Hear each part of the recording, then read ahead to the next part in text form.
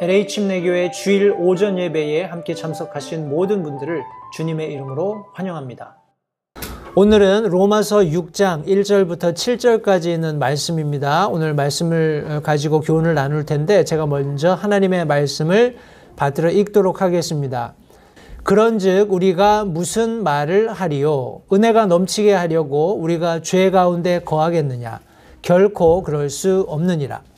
죄에 대하여 죽은 우리가 어찌 그 가운데 더 살리요?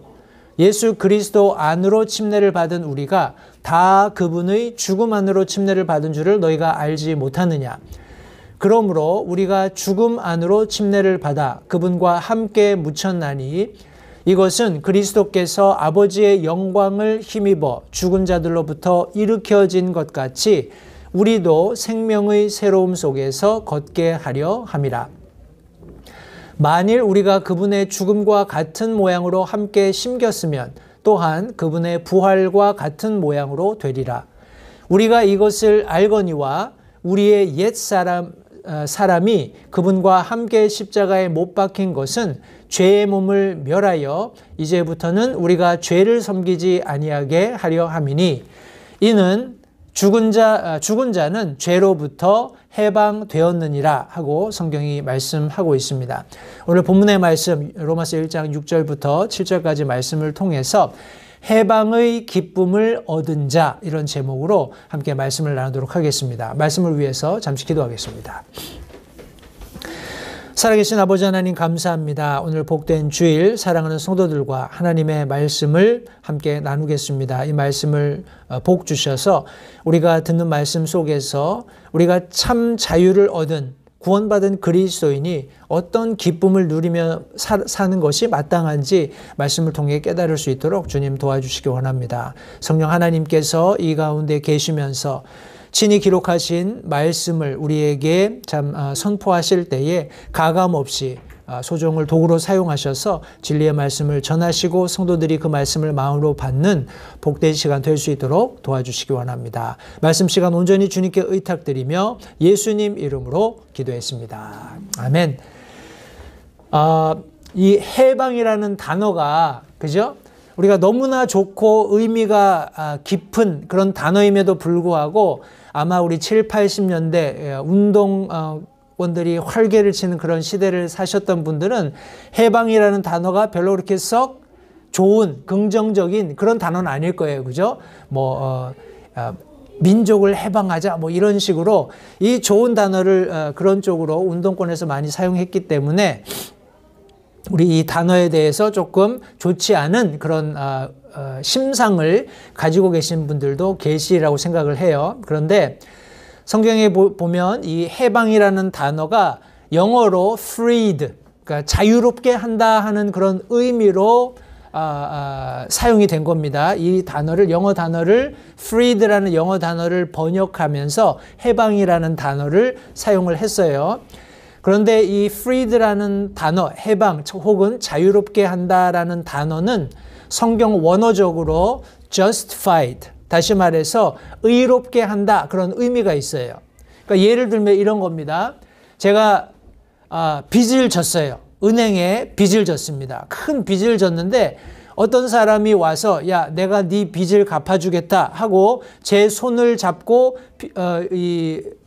은행을 찾아가는 겁니다. 그래서 은행 카운터에서 은행 담당자와 저를 데려간 그 사람 3자가 앉아서 제 빚이 얼마인지 함께 이렇게 오픈하는 겁니다. 당신이 예를 들어서 10,000불의 빚을 은행에 졌습니다 했을 때 제 옆에 있는 사람이 그 10,000불의 돈을 은행 직원이 함께 앉아있는 테이블 위에 놓고 자 이것으로 이 사람의 빚을 해결하겠습니다 하면 제가 가지고 있었던 빚이 정확하게 드러났죠. 그리고 내 옆에 저를 도와주기 위해서 은행에 함께 갔던 사람이 그 빚을 탕감해 주기 위해서 올려놓은 10,000불의 현금도 거기 놓여 있는 겁니다. 그럼 은행 직원이 어떻게 하나요? 제가 지고 있던 은행 빚의 영수증 그리고 빚을 갚아주기로 한 사람이 내민 만불의 돈을 이제 증서를 쓰는 겁니다. 그죠? 증서를 써서 이 사람이 우리 은행에 만불의 빚이 있었는데 여기 지금 만불의 현금이 들어왔기 때문에 이 빚은 이제 제로가 됩니다 하는 영수증을 써서 만불을 은행에 입금시키고 제게는 그 영수증을 주겠죠. 그러면 저는 그 은행문을 나오면서 자유가 된 거예요. 그죠? 그 빚으로부터 해방이 된 겁니다. 그리고 justified, 다시 말해서 모든 합법적인 부분에 있어서 이제 그 누구도 저를 향해서 빚쟁이 혹은 올바르지 않은 삶을 사는 사람 뭐 이렇게 정죄할 수 없다라는 거예요. 이미 저를 데려가서 은행에 제 빚을 탕감해 주신 그분 때문에 이제 저는 그런 빚으로부터 해방되었고 모든 법적인 문서로부터 justified, 이제 의롭게 되었다라는 것을 우리 이 단어가 설명하고 있습니다. 그래서 해방의 기쁨을 얻은 자라는 말은 의롭게 된 자다 하는 것을 우리 성경 말씀을 통해서 확인해 볼 수 있습니다. 성도님들, 이렇게 해방의 기쁨을 얻은 사람들 혹은 의롭게 된 사람들은 기쁜 삶을 살아야 되잖아요. 그죠? 그런데 이 사람들이 한 가지 할 수 없는 것이 있습니다. 불가한 사실 한 가지가 있는데 우리가 읽었던 본문 말씀 1절에 보시면 그런즉 우리가 무슨 말을 하리요 은혜가 넘치게 하려고 우리가 죄 가운데 거하겠느냐 하고 사도 바울이 반문하고 있어요. 이 말씀의 근거는 뭐냐 하면 사도 바울이 앞서서 5장에 19절부터 21절까지 이런 말씀을 했습니다. 한 사람의 불순종으로 말미암아 사람이 죄인이 된 것 같이, 다시 말해서 아담의 범죄로 인해서 인간 혈통에 속한 모든 사람, 이 땅에 태어나는 모든 사람은 나의 선택과 상관없이 그 아담의 불순종 때문에 다 죄인이 됐다라는 겁니다. 한 사람으로 말미암아서 다 죄인이 되었다라는 거예요. 그런 원리로 한 사람의 순종으로 말미암아 많은 사람이 의로운 자가 되리라 말씀하고 있어요. 예수 그리스도의 순종, 우리 성경이 말씀하고 있는 죽기까지 십자가에 순종하셨던 그 순종으로 인해서 예수 그리스도 안으로 들어오는 그분을 믿는 모든 사람들이 의로운 자가 될 것을 성경이 말씀합니다. 그러면서 20절에 또한 율법이 들어온 것은 범죄가 넘치게 하려 함이거니와 죄가 넘친 곳에 은혜가 더욱 넘쳤나니 이것은 죄가 군림하여 사망에 이르게 한 것 같이 은혜도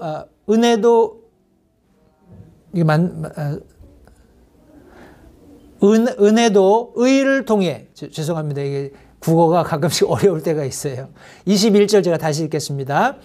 이것은 죄가 군림하여 사망에 이르게 한 것 같이 은혜도 의를 통해 군림하여 예수 그리스도 우리 주로 말미암아 영원한 생명에 이르게 하려 함이라 성경이 말씀하고 있습니다.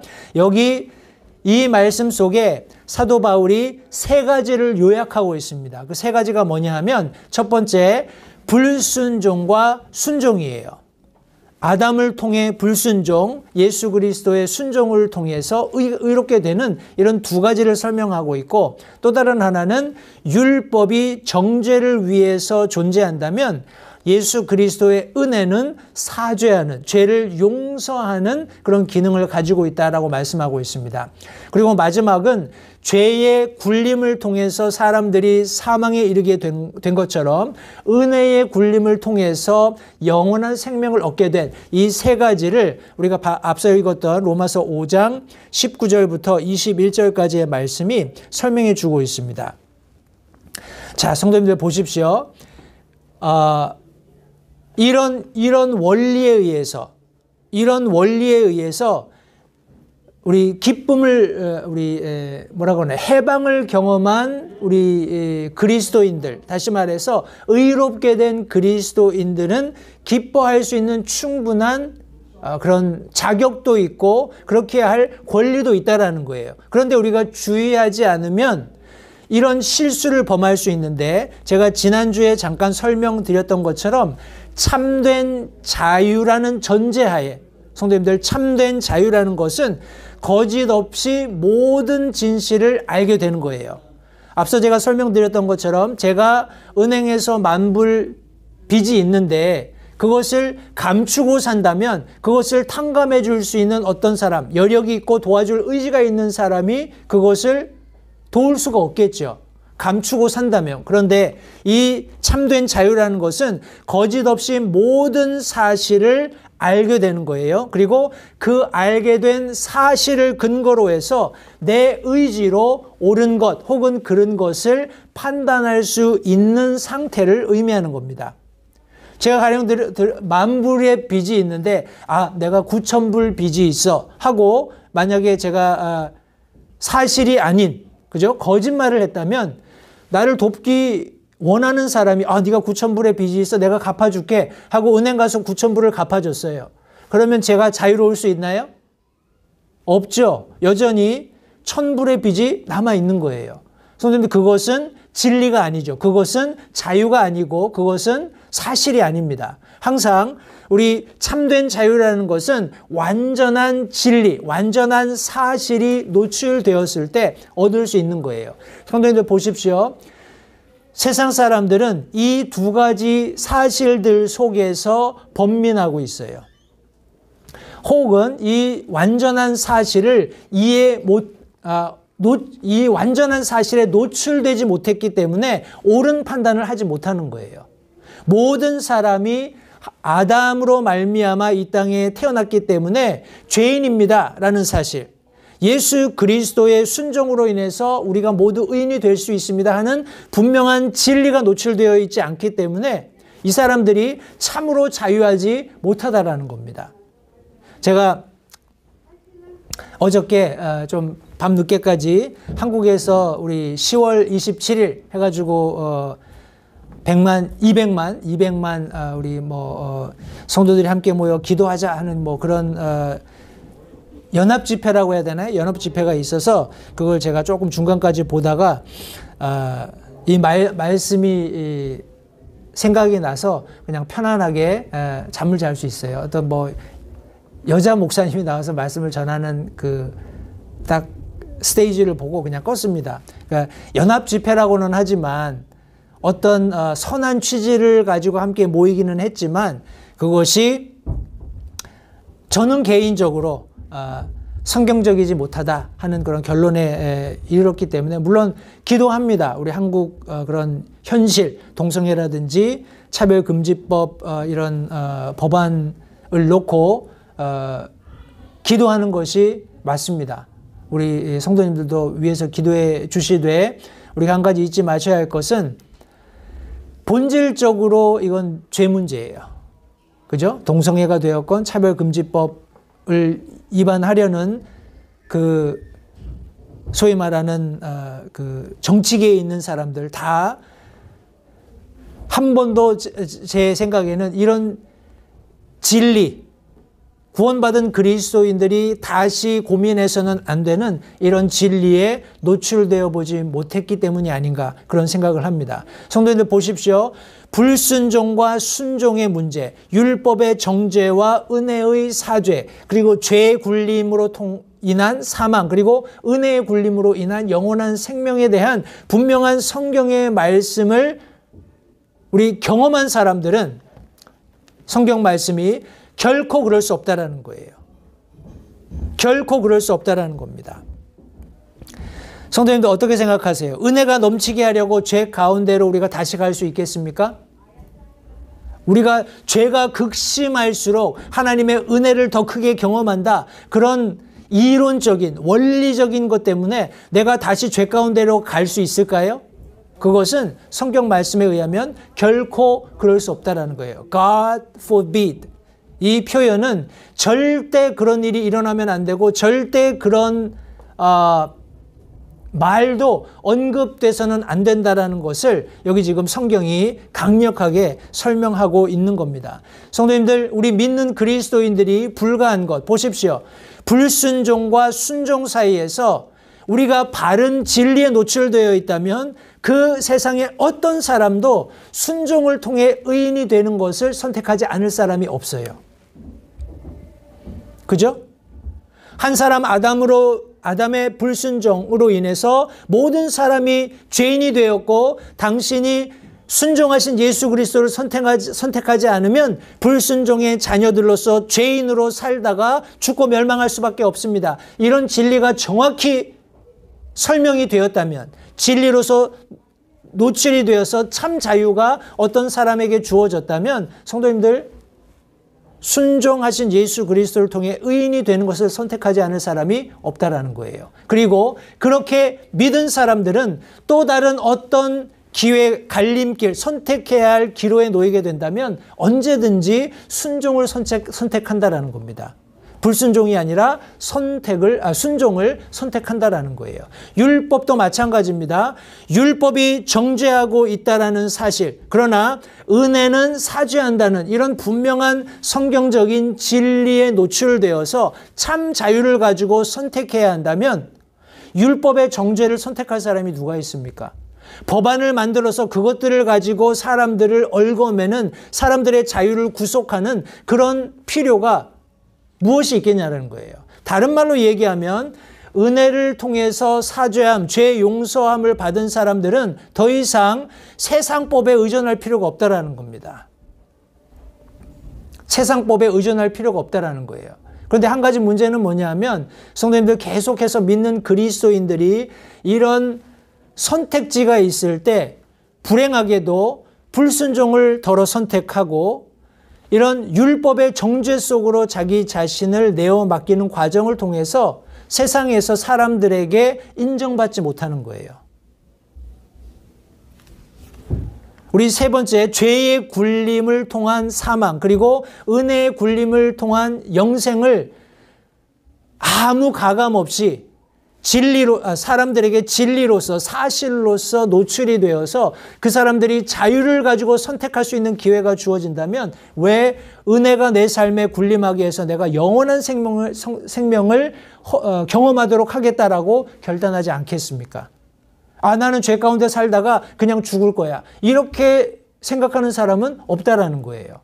그리고 저와 여러분들은 예수 그리스도의 순종을 통해서 의롭게 되기 원해서 예수님을 개인의 구주로 영접했습니다. 그래서 그분의 은혜로 죄 용서함을 받았어요. 그러면 저와 여러분들의 삶 속에는 은혜가 굴림하게 함으로써 영원한 생명이 있다는 것을 누가 보아도 알 수 있는 삶을 살아야 하는 거예요.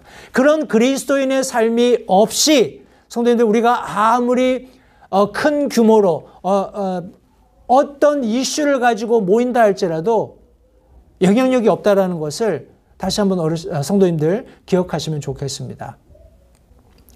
이것은 성도님들 불가한 거예요.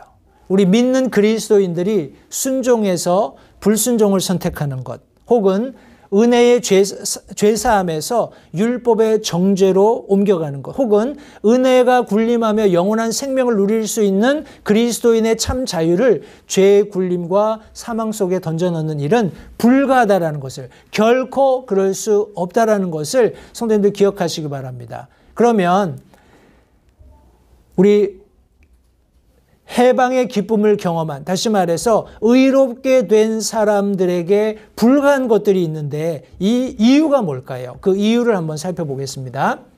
그럼 이유를 설명할 때 사도 바울이 어떤 원리를 설명하고 있는데, 우리 2절 하반절 말씀해 보시면, 죄에 대하여 죽은 우리가 어찌 그 가운데서 더 살리요, 예수 그리스도 안으로 침례를 받은 우리가 다 그분의 죽음 안으로 침례를 받은 줄을 너희가 알지 못하느냐.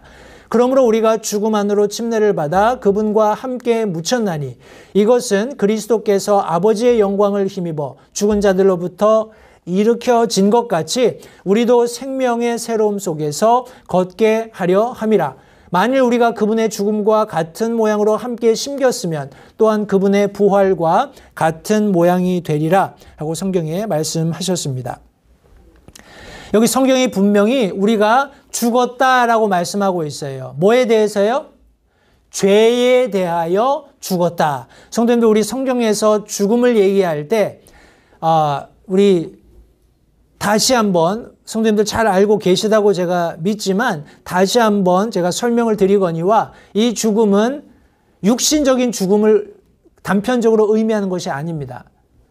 우리 고린도 서신을 통해서 고린도 교회 사도 바울이 이 그리스도인의 죽음에 관해서 언급할 때 잠잔다 하는 표현을 썼죠. 예수님께서도 우리 나사로를 언급하시면서 그가 잔다라고 표현하셨어요. 그리스도인에게 죽음이라는 것은 사실 큰 의미가 없습니다. 굳이 우리가 의미를 설명한다면 우리 이 땅에서는 우리의 모든 역할이 끝나지만 우리가 영원의 첫발을 내딛는 그런 어떤 트랜지션이에요. 그런 어떤 변화가 있는 순간일 뿐입니다. 그런데 성경적인 죽음의 정확한 우리 어떤 개념을 제가 다시 한번 언급한다면 성도님들 이것은 분리를 의미합니다. 분리인데 완전한 분리예요. 이 죽음은 완전한 분리를 의미합니다. 성도님들 죽었다라는 것은 더 이상 어떤 연관 혹은 관계가 없어야 되는 게 맞아요. 그죠? 성도님들 보십시오. 제가 어제 그 합동 집회 보면서도 뭐 사도신경 막 이렇게 하더라고요. 그러니까 흔히 장로교에서 하는 예배 형식을 따라서 처음부터 끝까지 다 했던 것 같아요. 근데 이제 사도신경에 보면 뭐 성도가 교통하는 것 우리가 잘 알지만 이것은 산자와 죽은 자의 교통을 의미합니다. 때문에 우리가 비성경적이기 때문에 그 이외에도 여러 가지 사도신경이 가지고 있는 그런 신앙 고백이라고는 하지만 문제가 있기 때문에 저희는 그것을 하지 않습니다만 성도님들 여기 물리적으로 살아있는 사람과 죽어있는 사람이 교통할 수 있는 커뮤니케이션 할 수 있는 방법은 없어야 맞아요. 그죠? 성경적인 죽음의 정확한 그런 원리에 입각해서요. 죽음은 분리를 의미합니다. 완전한 분리예요. 때문에 우리 나중에는 사망도 불목 가운데 던져진다고 했어요. 사람들은 사망 혹은 우리 세상 사람들이 얘기하는 죽음을 굉장히 두려워하잖아요. 그죠? 그런데 그런 두려움도 죽음이라는 두려움도 결국에는 불못에 던져지는 것을 성경이 말씀하고 있습니다. 이것은 하나님께서 완전한 분리를 끝내신다라는 거예요. 더 이상 우리 하나님께로부터 사탄 혹은 사탄에게서 하나님께로 옮겨가는 그런 일은 더 이상 존재하지 않는 시점이 온다라는 거예요. 성도님들 때문에 우리는 계속해서 복음을 전하는 겁니다. 왜요? 죽어서 멸망할 수밖에 없는 그런 사람들에게 그들이 참 자유를 얻게 하기 위해서 성경 말씀의 참된 진리를 그들에게 소개하고 그들이 지금까지 속고 살았다면 참된 진리가 무엇인지를 정확히 알고 자기 의지를 가지고 선택할 수 있는 기회를 주는 겁니다. 그래서 사망에서 생명으로 옮겨갈 수 있도록 저희가 복음을 전하는 거예요. 그러나 성도님들 어떤 성경적인 원리로서의 죽음이 완성될 때, 끝날 때는 더 이상 이런 트랜지션이 불가능합니다. 성도님들, 저와 여러분들이 이 세상에서 살고 있지만 구원받은 그리스도인들은 예수 그리스도를 개인의 구주로 영접함으로써 죄에 대하여 죽었다. 죄와 완전한 분리를 이루었다라는 것을 절대 잊으시면 안 돼요. 그런 삶을 사셔서 세상 사람들이 우리 안에 완성된 절대 불가능한 것이 있다라는 것을 증명해 보여야 합니다. 그렇게 하지 못하는 그리스도인들이 너무 오늘날 많기 때문에 성도님들, 정치하는 사람들도 이 그리스도인들을 우습게 본다라는 거예요. 로마서 7장 4절 말씀해 보시면 제가 노란 글씨만 읽겠습니다. 율법에 대해서 우리가 죽게 되었다라고 말씀하고 있어요. 율법이 군림하면 성도님들 정죄가 있습니다. 율법 조항들 수백 개에 이르는 그런 유대인들에게 주신 율법 조항들은 계속해서 사람들이 하는 행위 속에 죄가 있다라는 것을 가르치고 있는 거예요. 율법이 없으면 죄도 없습니다. 그죠? 우리가 법정에 서서 어떤 심판을 받을 때 내가 하고 있는 행위가 적법하냐 그렇지 못하냐를 판단하려면 성문화된 법이 있어야 돼요. 그죠? 제가 어제 한 교회에서 그런 광고 시간에 그런 얘기하는 걸 들었습니다. 이제 나가서 노방전도 하는데 전도하는 것을 지켜보던 한 사람이 경찰을 부른 거예요. 한국에서는 이제 전도도 자유롭게 잘 못합니다. 그런 시대가 됐어요. 그래서 경찰들이 출동을 했는데 이제 여러 조사를 했겠죠. 주민등록번호 왜 이런 이슈가 있었냐 여러 가지 얘기를 했겠지만 경찰이 돌아갈 수밖에 없는 거예요. 왜냐하면 그 상황에서 교회에서 나와서 복음 전하는 그것 때문에 어떻게 이 사람들을 제재할 수 있는 법적인 근거가 없잖아요. 그러니까 그냥 경고 정도는 했겠죠. 이렇게 종교 활동을 사람 많은 데서 하지 말아라 이런 이야기는 했겠습니다만 경찰이 돌아갈 수밖에 없단 말이죠. 그런데 그 차별금지법이라는 것이 통과가 되면 이제 실제적으로 이 사람들을 법적으로 처리할 수 있는 근거가 생기는 거예요. 그래서 그런 일들을 위해서 우리가 기도해야 하는데 그리스도인들은 성도님들 율법에 대해서 죽게 되었다라는 겁니다. 하나님의 은혜로 말미암아서 예수 그리스도께서 완성하신 율법의 정죄를 벗어나서 자유함을 얻을 수 있는 죄의 용서함을 얻는 놀라운 은혜를 우리가 입었기 때문에 이런 불가한 영역이 있다라는 거예요. 죄 가운데 사는, 죄 가운데로 되돌아가는 것이 불가능하다는 것을 성경이 말씀하고 있는 겁니다. 로마서 7장 6절 말씀에서도 우리를 붙들던 것 안에서 죽었다 말씀하고 있어요. 우리를 붙들던 것이 바로 율법이라는 것을 또 성경이 말씀하고 있는 겁니다. 갈라디아서 2장 19절 계속해서 성경은 말씀합니다. 율법에 대해서 우리가 죽었다. 골로새서 2장 20절 말씀에서도 세상의 유치한 원리들로부터 떠나 그리스도와 함께 죽었다라고 말씀하고 있어요. 성도님들 보십시오. 세상의 유치한 원리들, 세속적인 법률들, 성도님들 이것은 하나님의 말씀대로 살아가는 그리스도인들이라면 초등적인 수준일 뿐이라는 거예요. 예수 그리스도의 놀라운 순종을 통해서 은혜로 죄 용서함 받은 그리스도인들은 더 이상 그런 어떤 율법 조항들에 의해서 얽매여서 정죄함 속에서 사는 것이 아니라 자유하지만 완전한 하나님의 말씀에 근거해서 무엇이 옳고 무엇이 그른지를 자유의지적으로 선택할 수 있는 그런 놀라운 은혜를 누리고 살아간다는 겁니다.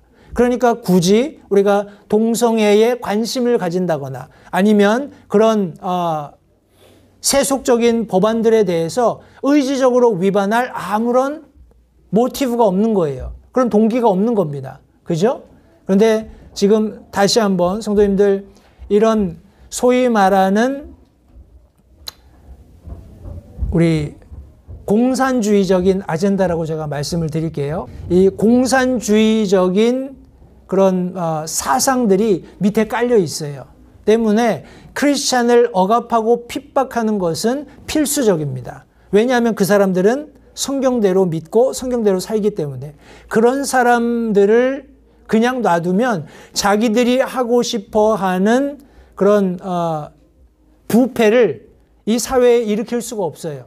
그리스도인들은 부패하면 안 되잖아요. 말씀에 의하면. 그죠? 이런 세상의 유치한 원리들을 떠나서 이미 그리스도와 함께 우리가 죽었기 때문에 하나님의 말씀대로 의롭게 살려는 그리스도인들을 부패시키는 것은 불가합니다. 따라서 법을 만들어서 법으로서 그런 교회를 핍박하지 않으면 그런 일은 일어나기가 어려워요. 그래서 미국도 그렇고 유럽의 여러 나라들도 그렇고 이제 한국도 사탄이 겨냥하는 그런 타겟이 된 겁니다. 성도들 우리가 뜨겁게 기도해야 하지만 한 가지 잊지 마셔야 하는 것은 그리스도인의 삶이 아직까지 성도님들 제 역할만 감당할 수 있다면 이 세상의 빛과 소금을 하나님께서 부탁하신 대로 그 역할을 감당할 수 있다는 것도 우리가 기억해야 합니다.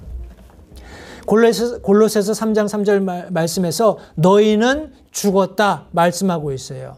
그런데 살 수 있는 이유는 우리의 생명이 그리스도와 함께 하나님 안에 감추어져 있기 때문에 그렇습니다. 베드로전서 2장 24절 말씀에는 죄들에 대하여 우리가 죽었다라고 말씀하고 있어요. 우리 이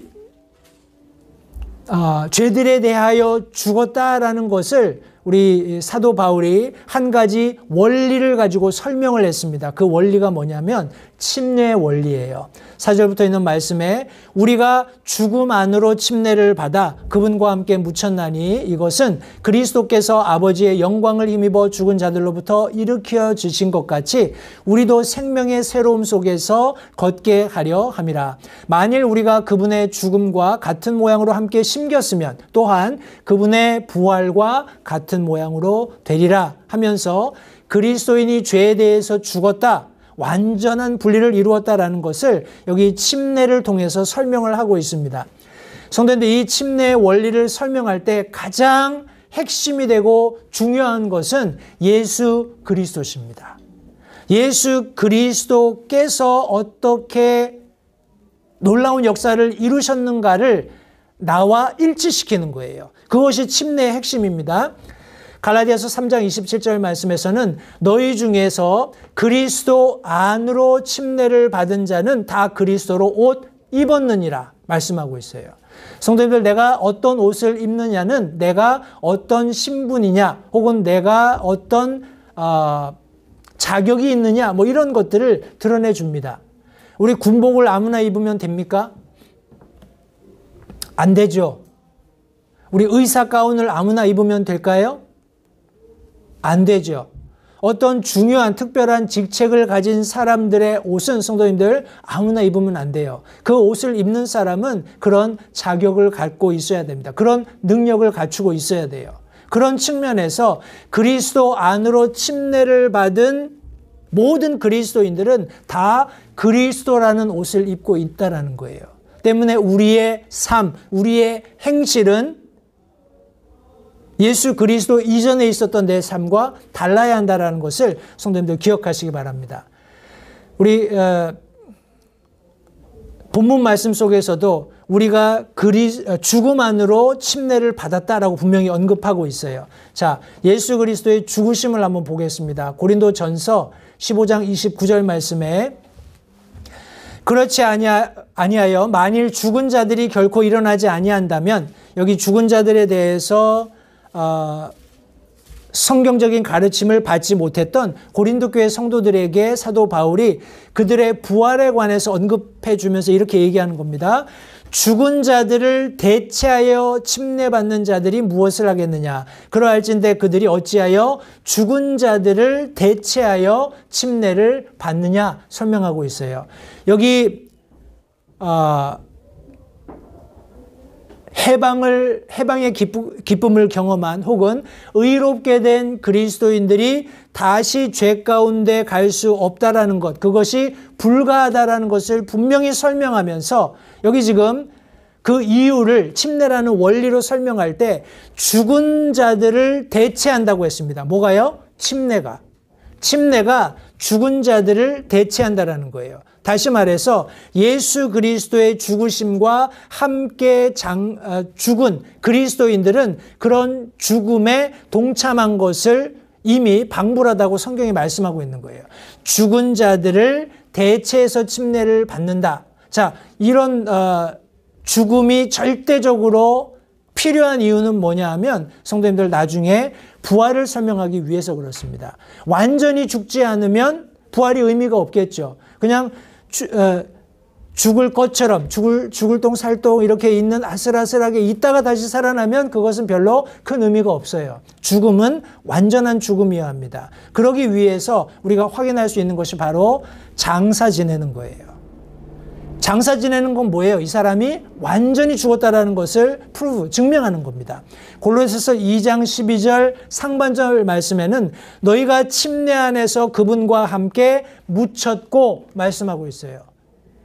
죽음을 전적으로 상징하는 침례를 통해서 성도님들, 우리가 예수님과 함께 죽었다, 완전히 죽음을 증명하는 장사 지낸 바를 우리 여기 지금 성경이 묘사하고 있는 겁니다. 이 완전한 죽음과 장사 지냄이 있어야지만 성도님들 비로소 부활이 의미가 있는 거예요. 읽었던 우리 골로새서 2장 12절 하반절 말씀에 보시면 그분을 죽은 자들로부터 살리신 하나님의 활동에 대한 믿음을 통해서 침례 안에서 또한 그분과 함께 일어났느니라. 완전한 죽음, 우리가 앞서 살펴보았던 우리 골로새서 2장 12절 말씀, 침례 안에서 그분과 함께 죽어서 묻혔기 때문에 성도님들 부활이 의미가 있는 겁니다. 그리고 에베소서 2장 5절 말씀에 심지어 우리가 죄들 가운데 죽었을 때 우리를 그리스도와 함께 살리셨다 성경이 말씀하고 있어요. 보십시오. 우리가 죄들 가운데 죽었을 때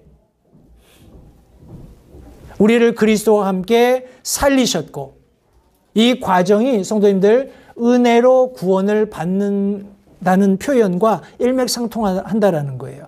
은혜가 아니면 율법의 저주 아래서 정죄받고 죄가 군림함으로써 영원한 형벌, 사망에 이를 수밖에 없었던 것이 저와 여러분들의 데스티니, 운명입니다. 그러나 하나님께서 예수 그리스도를 이 땅에 보내시고 죽게 하시고 완전히 장사 지낸 바 되셨다가 사흘 만에 다시 부활하시는 그런 놀라운 능력을 발휘하신 이 모든 과정을 통해서 거기에 동참한 모든 그리스도인들도 세상의 죄들로부터 완전히 분리되어서 죽었고 예수님이 그러셨던 것처럼 장사되었고 예수님께서 그렇게 되셨던 것처럼 다시 부활하신 그런 놀라운 부활의 소망을 함께 공유하게 된 것을 성경이 말씀하고 있는 겁니다. 사도행전 2장 24절에 하나님께서 그분을 사망의 고통에서 풀어 일으키셨으니 이는 사망이 그분을 붙들 수 없었기 때문이라. 저와 여러분들에게도 동일한 이 원리가 적용이 된다는 것을 기억하시기 바랍니다. 사망이 우리를 붙들어서는 안 돼요. 사망이 우리를 붙들어서는 안 된다는 것을 기억하시기 바랍니다. 로마서 10장 9절 내가 만일 내 입으로 주 예수님을 시인하고 하나님께서 그분을 죽은 자들로부터 살리신 것을 내 마음속으로 믿으면 구원을 받겠다. 성경이 말씀하고 있습니다. 성도님들 해방의 기쁨을 경험한 혹은 의롭게 된 그리스도인들에게 불과한 것이 있어요. 그리스도인들은 다시 어떤 선택지가 주어졌을 때 불순종을 선택하는 것이 아니라 순종을 선택한다라는 거예요. 율법의 정죄가 아니라 은혜의 사죄를 우리가 선택했을 뿐만 아니라 동일한 그런 삶에서의 환경에서 선택해야 하는 기로에 놓이게 되면 항상 후자를 선택한다라는 겁니다. 죄의 굴림을 통해서 사망에 이르는 것이 아니라 은혜의 굴림을 통해서 영원한 생명을 얻는 것이 믿는 그리스도인들의 이미 정해진 구원받은 그리스도인들의 운명이고 다시는 되돌아가서는 안 되는 그런 사실을 설명히 말씀하시면서 그 이유가 무엇인지를 우리 믿는 그리스도인들이 예수 그리스도의 죽으심과 장사 지내심과 부활과 일치되어 있는 모습을 통해서 다시 한번 설명해 주고 있습니다. 성도님들 그렇게 하는 궁극적인 목적이 뭘까요? 해방의 기쁨을 누린 혹은 의롭게 된 그리스도인들이 다시 세상으로 되돌아가서 정죄함을 받는 그런 일이 불가하다라는 것을 침례를 통해서 확인시켜준 그런 목적이 무엇이냐라는 겁니다. 제가 다시 한번 4절부터 말씀을 읽겠습니다. 그러므로 우리가 죽음 안으로 침례를 받아 그분과 함께 묻혔나니 이것은 그리스도께서 아버지의 영광을 힘입어 죽은 자들로부터 일으켜지신 것 같이 우리도 생명의 새로움 속에서 걷게 하려 함이라. 만일 우리가 그분의 죽음과 같은 모양으로 함께 심겼으면 또한 그분의 부활과 같은 모양으로 되리라. 우리가 이것을 알거니와 우리의 옛사람이 그분과 함께 십자가에 못 박힌 것은 죄의 몸을 멸하여 이제부터는 우리가 죄를 섬기지 아니하게 하려 합니다. 말씀하고 있습니다. 성도님들, 하나님의 영광을 경험하고 그것을 우리 삶에서 지속할 수 있는 유일한 방법이기 때문에 그렇습니다. 요한복음 11장 40절에 예수님께서 그녀에게 이르시되 내가 네게 말하기를 네가 믿고자 하면 하나님의 영광을 보리라 하지 아니하였느니라 하시니라. 하나님의 영광. 우리 고린도서 13장 4절 말씀에서는 그분께서 약하심을 통하여 십자가에 못 박히셨으나 오히려 하나님의 권능으로 말미암아 살아계시며 우리도 그분 안에서 약하나 너희를 향한 하나님의 권능으로 말미암아 그분과 함께 살리라. 하나님의 영광, 다시 말해서 그분의 권능, 능력을 경험하는 길이 오직 이 길밖에 없기 때문에 성경은 분명히 이 목적을 가지고 그리스도인들이 구원받았을 뿐만 아니라 그 가운데에서 죄로 되돌아가지 않는 거룩한 삶을 살아야 한다고 말씀해 주고 있는 겁니다.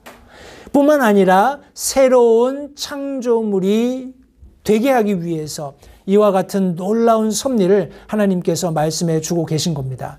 고린도후서 5장 17절 말씀해 보시면 그런즉 누구든지 그리스도 안에 있으면 그는 새로운 창조물이라. 옛 것들은 지나갔으니 보라 모든 것이 새롭게 되었도다. 갈라디아서 6장 15절 말씀에서도 그리스도 예수님 안에서는 할례나 무할례가 아무 효력이 없고 새로운 창조물만 있느니라. 우리가 진정으로 해방의 기쁨을 경험했다면, 진정으로 의롭게 되었다면 성도님들, 우리가 살아가는 삶에서 우리가 맞닥뜨릴 수 있는 어떠한 선택의 기로에서도 불순종이라든지 아니면 어떤 법령의 정죄라든지 아니면 죄가 군림하는 삶을 선택할 이유가 없다라는 거예요. 그것은 불가하다라는 겁니다. 도리어 우리는 순종을 선택해야 하고 우리 영원한 은혜로 말미암는 사죄를 선택해야 하고 은혜가 우리의 삶에 군림함으로써 영원한 생명을 소유하고 있다는 것을 증명하는 삶을 선택해야 한다는 거예요.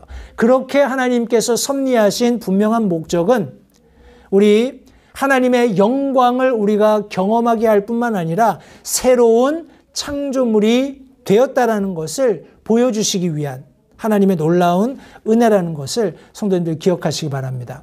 에베소서 4장 23절 24절 말씀에 너희의 생각의 영 속에서 새롭게 되라. 또 너희가 하나님을 따라 의와 참된 거룩함으로 창조된 새 사람을 입을 것을 가르침받았다라고 말씀하고 있어요. 성도님, 우리가 구원받았을 때 구원받는 순간 짠! 몸이 변하고 막 얼굴에서 광채가 나고 하나님이 원하시는 모든 일을 할 수 있는 능력들이 막 생기고 그럼 얼마나 좋겠어요. 그런데 그렇지 않습니다. 영적으로 일어난 변화는 사실이에요. 그러나 우리 안에서 싸워야 할 영적 전투는 우리의 몫입니다. 하나님께서 자동적으로 오토매티컬리 우리를 천사처럼 만들어주시지는 않아요. 그러나 분명히 성경이 말씀하고 있는 것처럼 우리가 구원받았을 때 하나님이 기대하시는 것은 우리의 내주하시는 성령께 우리를 양도함으로써 생각의 영 속에서 새롭게 되는 겁니다. 하나님을 따라서 의와 참된 거룩함으로 창조된 새 사람을 입는 거예요. 그것이 우리가 앞서 살펴보았던 예수 그리스도 안으로 침례받는 사람들은 모두 예수 그리스도로 옷 입었다 하는 말씀과 일맥상통한 겁니다. 저와 여러분들은 예수 그리스도의 옷을 입었기 때문에 그 옷을 입은 사람들의 행실을 해야 하는 거예요. 그런 능력을 갖추어야 하는 겁니다. 그런 자격 조건을 우리 스스로 갖추어 가야 한다는 것을 기억하시기 바랍니다. 골로새서 3장 10절 말씀에서도 새 사람을 입었는데 이 새 사람은 그를 창조하신 분의 형상을 따라 지식에서 새로워진 자니라 말씀하고 있습니다. 성도님들, 지식에서 새로워지기 위해서는 지식을 습득해야 해요. 하나님의 말씀을 구원받았다고 해서 저절로 다 아는 게 아니에요. 구원받았을 때 내가 구원받고 나니까 창세기부터 요한계시록까지 갑자기 다 생각나더라. 그런 사람은 없습니다. 우리가 부지런히 이 새로운 영적인 양식을 섭취함으로써 지식에서 새로워져야 한다는 것을 성도님들 기억하시기 바랍니다. 뿐만 아니라 새로운 소망을 우리 안에 이루시기 위한 목적이 있다고 성경이 말씀합니다. 본문 말씀에 만일 우리가 그분의 죽음과 같은 모양으로 함께 심겼으면 또한 그분의 부활과 같은 모양이 될 것이다. 콩 심은데 콩 나고 팥 심은데 팥 나는 거예요. 그러니까 우리가 예수 그리스도의 죽으심과 같은 죽으심으로 죽게 되면 그분이 이루신 부활과 같은 모양으로 거두어지게 될 것을 성경이 말씀하고 있는 겁니다. 빌립보서 3장 10절 11절 말씀에 이것은 내가 그분의 죽으심과 일치하게 되어 그분과 그분의 부활의 권능과 그분의 고난에 참여하는 것을 알고자 하며 어찌하든지 내가 죽은 자들의 부활에 도달하려 합니다. 성경이 말씀하고 있습니다. 보십시오. 성도님들, 우리가 죽으심에 일치하지 않으면 부활도 묘연한 거예요.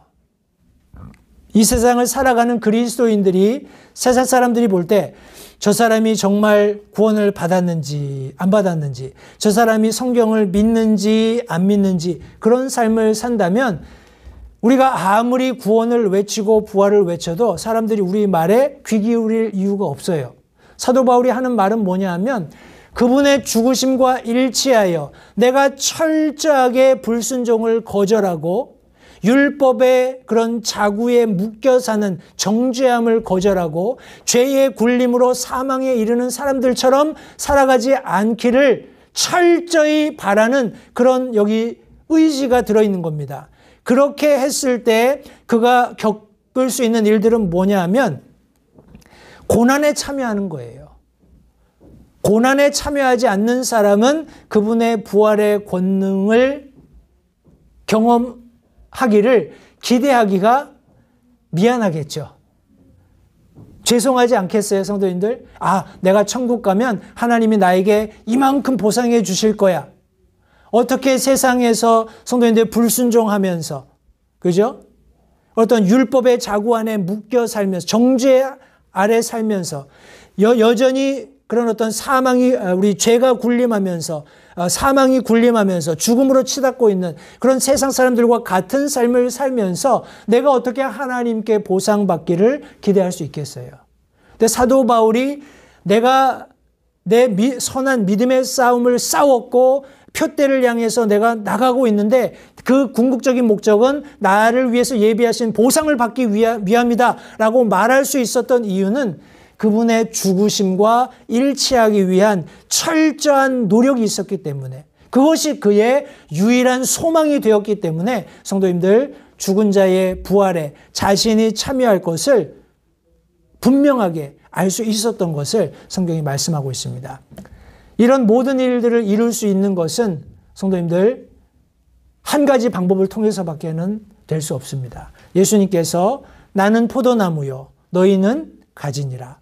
사람이 내 안에 거하고 내가 그 안에 거하면 바로 그 사람은 많은 열매를 맺나니 나 없이는 너희가 아무것도 할 수 없느니라.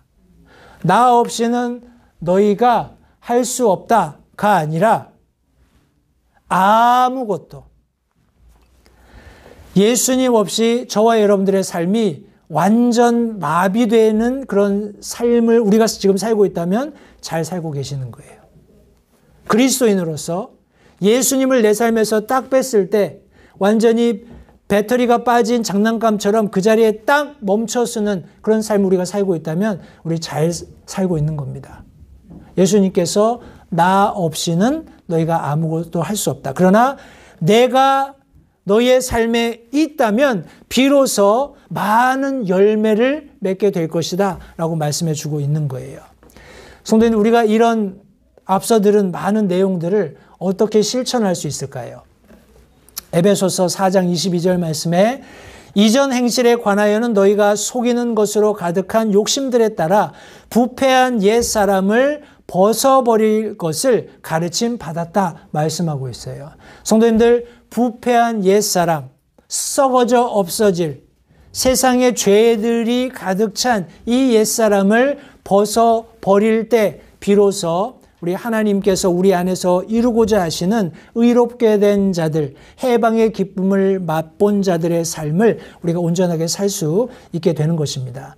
골로새서 3장 9절 말씀에서도 서로 거짓말하지 말라. 너희는 옛사람과 그 행위를 벗어버리고. 성도님들, 이것은 우리의 삶입니다. 우리의 삶을 지금 성경이 들여다보고 있는 거예요.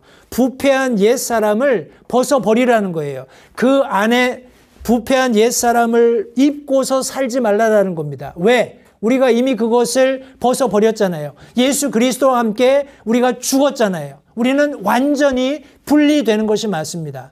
대신 우리는 예수님이 죽으시고 장사 지냈다가 다시 부활하셨던 것처럼 그분을 옷 입고 있는 거예요. 따라서 예수 그리스도가 우리의 삶을 통해서 드러나고 보여져야 한다는 겁니다. 우리 갈라디아서 5장 24절은 그리스도께 속한 사람들은 애착들과 정욕들과 함께 육신을 십자가에 못 박았다라고 말씀하고 있어요. 저와 여러분들의 육신적인 모든 것, 부패한 것, 옛 생각들, 행위들, 이 모든 것들은 십자가에 그분과 함께 못 박혀 있어야 하는 겁니다.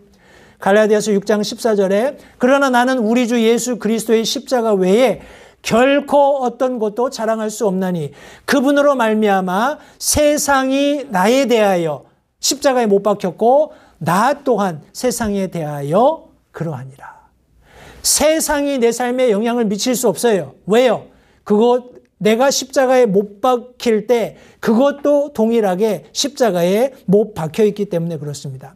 골로새서 2장 11절 말씀에 또한 그분 안에서 그리스도의 할례로 말미암아 육신의 죄들에 속한 몸을 벗어버림으로 손으로 하지 않은 할례로 할례를 받았느니라. 할례는 아브라함에게 하나님께서 언약하신 이스라엘 백성들에게 주신 우리 그런 뭐라고 하나요?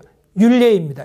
법으로 주신 그런 어떤 규례예요. 그런데 이것을 사도 바울은 영적으로 해석해서 몸에 행한 할례가 참 할례가 아니다라는 것을 설명해 주었습니다. 다시 말해서 성도님들, 그리스도의 할례, 예수 그리스도께서 인간이 가지고 있는 죄의 본성을 도려내신 거예요.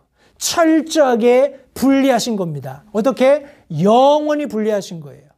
따라서 예수 그리스도께서 손으로 한 것이 아니라 친히 자신의 몸을 가지고 오셔서 죄인들의 모든 죄를 소멸하시는 그런 구원을 이루시기 위해서 십자가에 죽으시고 장사 지내시고 부활하시는 이런 놀라운 과정을 통해서 우리 안에서 죄된 모든 것을 철저하게 제거하시는 이 구원사역, 은혜를 베풀어 주시는 예수 그리스도의 구원사역을 통해서 이 일들이 가능하게 되었다는 것을 설명하고 있습니다.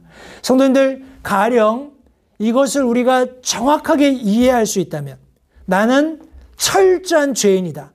나는 내가 의지하는 것, 생각하는 것, 원하는 것, 바라는 것, 그 어떤 것도 죄인으로서 내가 염원하는 그 모든 것은 죄일 뿐이다 라는 사실 하나. 그리고 예수 그리스도, 그분께서 내 모든 죄를 대속하시고 그분께서 내 대신 죄를 지시고 십자가에 피 흘려 돌아가신 분, 그분 안에서만이 내가 하나님 앞에 설 수 있는 유일한 자격을 얻게 된다라는 분명한 이 두 사실을 알게 된다면, 이 진리를 정확하게 바라보게 된다면 사도 바울처럼 부르짖을 수밖에 없을 것 같아요. 오, 나는 비참한 사람이로다. 이 사망의 몸에서 누가 나를 건져내랴. 이것은 성도님들, 사도 바울이 구원받기 전에 외쳤던 것이 아니라 지금 저의 외침이기도 해요. 오, 나는 비참한 사람이다. 누가 이 사망의 몸에서 나를 건져낼 수 있을까? 예수 그리스도, 나를 완전하게 의롭게 하시는, 완전하게 죄로부터 분리해내시는 하나님의 자녀로 삼으시는 그분을 바라볼 때, 그러나 반면에 철저히 내가 무엇을 하든지 어떤 것을 바라든지 어떤 것을 계획하든지 모든 것이 완전한 죄 가운데 있을 수밖에 없다는 내 자신을 동시에 바라볼 때 이런 외침이 나올 수밖에 없다는 겁니다. 성도님들 보십시오. 그래서 오늘 7절 말씀에 죽은 자는 죄로부터 해방되었다라고 말씀하고 있는 겁니다. 성도님들, 죄로부터 죽으셨습니까? 죽은 자는 죄로부터 해방되는 거예요. 누군가 나를 도와서 내가 진 만불 빚을 은행에 가서 은행에 내 빚진 빚증서와 함께 그분이 나를 위해서 이 빚을 청산해 주기 위해서 테이블 위에 얹어 놓은 만불이 교환될 때, 성도님들, 내가 가지고 있었던 모든 빚에 대한 법적 근거는 사라지는 겁니다. 더 이상 빚의 노예가 아니에요. 우리는 세상에 죄인으로 들어오면서 하나님 앞에 죄의 빚을 지고 있었습니다. 이 빚은 내가 죽음으로써 갚아야 돼요. 내가 죽어서 하나님과 영원히 분리됨으로써 내 죄값을 갚는 겁니다. 그런데 예수님께서 이 땅에 오셔서 내 죄를 대신해서 죽으셨어요. 그래서 해방이 된 겁니다. 그런데 그것으로 끝난 게 아니에요. 예수님께서 내 죄를 다 지불하셨을 뿐만 아니라 살아나고 부활하셔서 하나님 보좌 우편에 계시면서 이제 여러분들을 예수님을 통해서 구원받고 하나님의 자녀된 모든 사람들을 이제 맞아주시기 위해서 지금 하늘나라에 우리의 맨션을 거의 완성하고 계시다고 저는 믿습니다. 오실 때가 가까웠어요. 죽은 자는 죄로부터 해방되었습니다. 그러므로 그리스도께서 우리를 위해 육체 안에서 고난을 당하셨은즉 그와 같이 너희도 같은 생각으로 무장하라. 육체 안에서 고난을 당한 자는 이미 죄를 그쳤나니. 성도님들, 세상이 날로 악해집니다. 여러 가지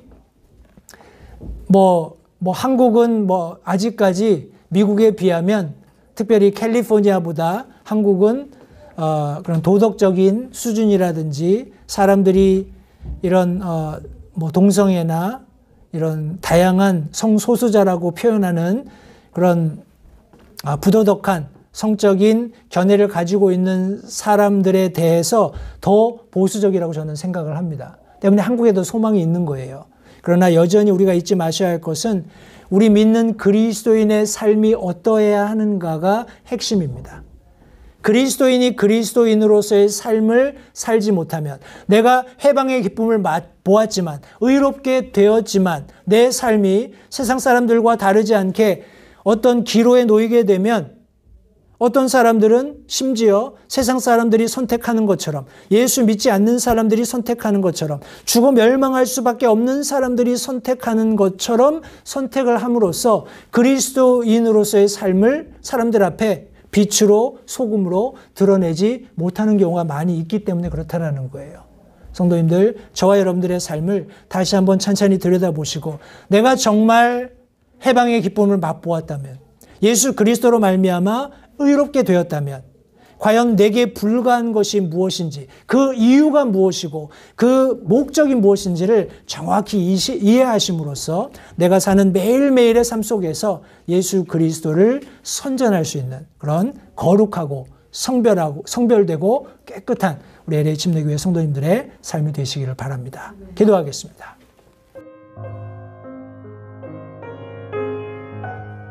잠시 들으신 말씀에 따라 결단하는 시간을 가지시기 바랍니다. 하나님께서 무엇을 말씀하시든지 따르기로 결단하십시오. 하나님께서는 순종하는 자들을 존중하십니다. 아직 예수님을 개인의 구주로 영접하신 사실이 없으시다면 자신이 죄인됨을 인정하며 하나님께 나오는 자들을 하나님께서 받아주신다는 확실한 말씀에 근거하여 다음과 같이 기도하십시오. 하나님, 나는 죄인입니다. 나는 내 죄로 인해 죽을 수밖에 없음을 압니다. 그러나 예수님께서 내 죄를 위해 십자가에서 피 흘려 죽으시고 사흘 만에 다시 살아나셔서 내 죄값을 모두 지불하셨고 내게 새로운 생명을 약속하셨음을 믿습니다. 지금 이 순간 예수님을 내 마음에 모셔드립니다. 내 마음에 오셔서 나의 주와 그리스도가 되어주십시오. 예수님 이름으로 기도했습니다. 다음과 같이 기도하셨다면 여러분은 성경 말씀대로 구원을 받으셨습니다. 계속해서 주 안에서 함께 자라가는 복된 교제가 있기를 간절히 바랍니다.